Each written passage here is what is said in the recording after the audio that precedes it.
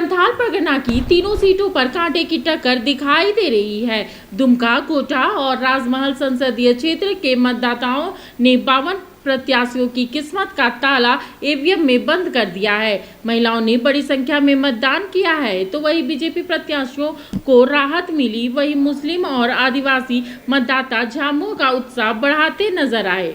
झारखंड मुक्ति मोर्चा के गढ़ कहे जाने वाले संथाल परगना में आज मतदाताओं ने ईवीएम में प्रत्याशियों के भाग्य को बंद कर दिया है। लोकसभा चुनाव के आखिरी चरण में आज संथाल की तीनों सीटों के लिए वोट पड़े।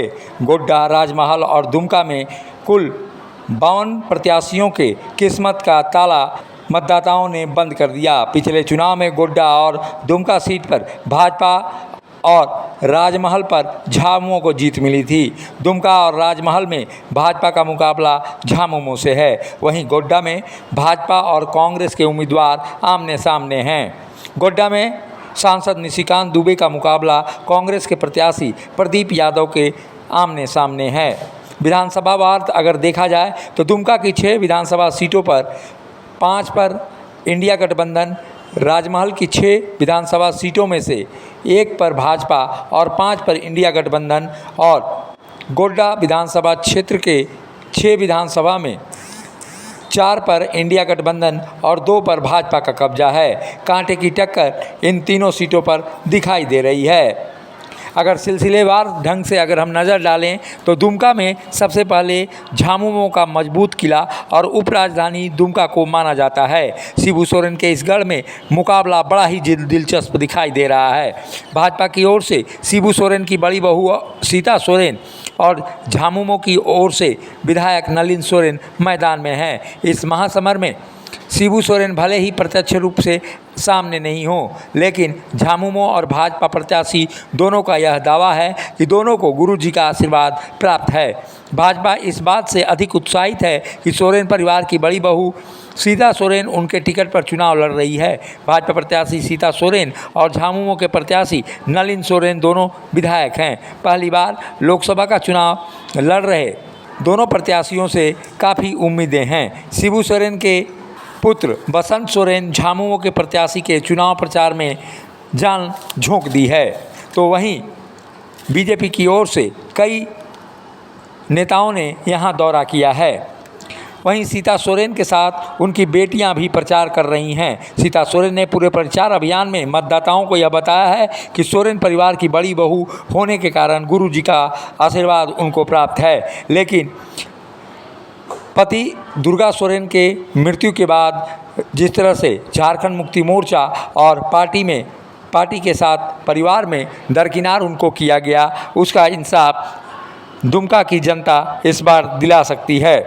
झामुमो के प्रत्याशी नलिन सोरेन के पक्ष में तमाम नेताओं और खुद हेमंत सोरेन की पत्नी कल्पना सोरेन ने भी यहाँ चुनाव प्रचार किया है। इस सीट पर पूरा मुकाबला सोरेन परिवार के अंदर का दिखाई देता है। भले ही नलिन सोरेन यहाँ पर प्रत्याशी के रूप में सामने हो, लेकिन सीता सोरेन का असली मुकाबला बसंत सोरेन और हेमंत सोरेन से दिखाई दे रहा है। वहीं देवरानी कल्पना सोरेन से भी उनका गंभीर यहाँ पर मुकाबला दिखाई देता है। अब बात करें गोड्डा की, तो गोड्डा में पुराने प्रतिद्वंदी रहे निशिकांत दुबे और प्रदीप यादव का एक बार फिर आमना सामना हो रहा है। और वहीं तीसरी लड़ाई बनाने के लिए प्रयास में अभिषेक झा लगे हुए हैं। गोड्डा सीट पर भाजपा के निशिकांत दुबे और कांग्रेस के प्रदीप यादव के बीच सीधी टक्कर दिखाई दे रही है। भाजपा प्रत्याशी चौथी बार चौका मारने की जुगत में हैं, तो वहीं कांग्रेस प्रत्याशी उन्हें क्लीन बोल्ड करने के लिए गुगली फेंक रहे हैं। हालांकि प्रदीप यादव भी यहां से इस सीट से बीजेपी के टिकट पर सांसद बन चुके हैं। भाजपा प्रत्याशी निशिकांत दुबे 3 बार लगातार चुनाव जीते हैं। हालांकि उन्हें अन्य जगहों पर नाराज़गी का भी भाव झेलना पड़ रहा है, तो वहीं पंडा समाज में भी उनके प्रति नाराज़गी उनकी चुनौती देती हुई नज़र आ रही है। वहीं उनके शागिर्द माने जाने वाले और काफ़ी करीबी अभिषेक झा भी उनको गंभीर चुनौती देते हुए नज़र आ रहे हैं। बीजेपी के वोट बैंक में अभिषेक झा सेंध लगाने का काम कर रहे हैं। पंडा समाज से उनको काफ़ी यहाँ पर समर्थन मिलता हुआ दिखाई दे रहा है।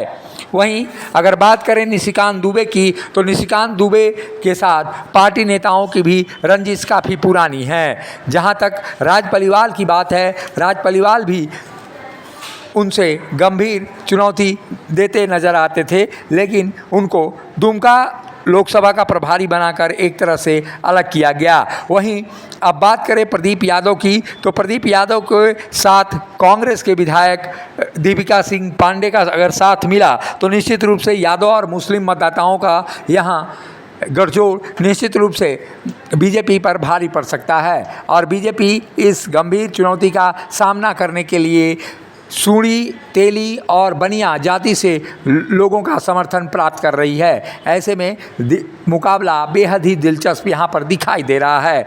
अब बात करें राजमहल लोकसभा की, तो राजमहल लोकसभा क्षेत्र में इस बार ताला मरांडी बीजेपी के टिकट पर चुनाव लड़ रहे हैं, तो वहीं पुराने सांसद झामुमो के टिकट पर विजय हांसदा चुनौती देते हुए नजर आ रहे हैं। सभी की निगाहें निर्दलीय उम्मीदवार लॉविन हेम्ब्रम पर टिक रही है। झामुमो से बोरियो के विधायक रहे लॉविन हेम्ब्रम को पार्टी ने बाहर का रास्ता दिखा दिया है। ऐसे में कहा जा सकता है कि लॉविन त्रिकोणीय लड़ाई बनाने का लगातार यहां पर प्रयास करते हुए देखे जाएंगे।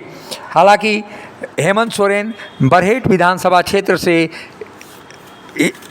विधायक हैं। ऐसे में कल्पना सोरेन ने भी वहां पूरी तरह से अपनी ताकत झोंकी है। बरहेट विधानसभा क्षेत्र काफ़ी झामुमो का गढ़ माना जाता है। यहाँ पे झामुमो लगातार जीत दर्ज करता हुआ नज़र आता है। ऐसी स्थिति में कहा जा सकता है कि आदिवासियों और मुस्लिमों के वोट बैंक पर झामुमो का वोट बैंक टिका हुआ है। ऐसे में बीजेपी यह चाहती है कि आदिवासी वोट बैंक झामुमो के वोट बैंक से खिसक कर बाहर आ जाए। वहीं बांग्लादेशी घुसपैठिए भी कहीं ना कहीं झामुमो को मजबूत करते हुए यहाँ पर दिखाई दे रहे हैं। बांग्लादेशी घुसपैठियों के वोट बैंक के सहारे झामुमो जिस तरह का दावा कर रही है, ऐसी स्थिति में संथाल परगना के इलाके में आदिवासियों और बांग्लादेशी मुसलमानों के बीच दूरी बढ़ाकर बीजेपी यहां पर चुनावी लाभ ले सकती है। ऐसी स्थिति में इस क्षेत्र में यह कितना बड़ा मुद्दा बन पाएगा ये तो समय बताएगा, लेकिन फिलहाल ईवीएम में मतदाताओं ने 52 प्रत्याशियों की किस्मत में ताला लगा दिया है और उस ताले की चाबी 4 जून को खुलेगी जब ईवीएम का बक्सा खुलेगा। अब संथाल के इस मुकाबले में कौन बाजी मारेगा यह देखना बाकी होगा, लेकिन इतना ज़रूर है कि 52 प्रत्याशियों की दिलों की धड़कन फिलहाल लगातार बढ़ रही है। मुखर संवाद के लिए राजमहल से अशोक कुमार की रिपोर्ट। मिनी लंदन मैक्लुस्कीगंज प्रकृति की गोद में बसा ड्रीम डेस्टिनेशन आपका कर रहा है इंतजार। आइए अपने यादगार लम्हों को बिताइए ड्रीम डेस्टिनेशन में। राजधानी रांची से महज 50 किलोमीटर दूर आपका अपना ड्रीम डेस्टिनेशन।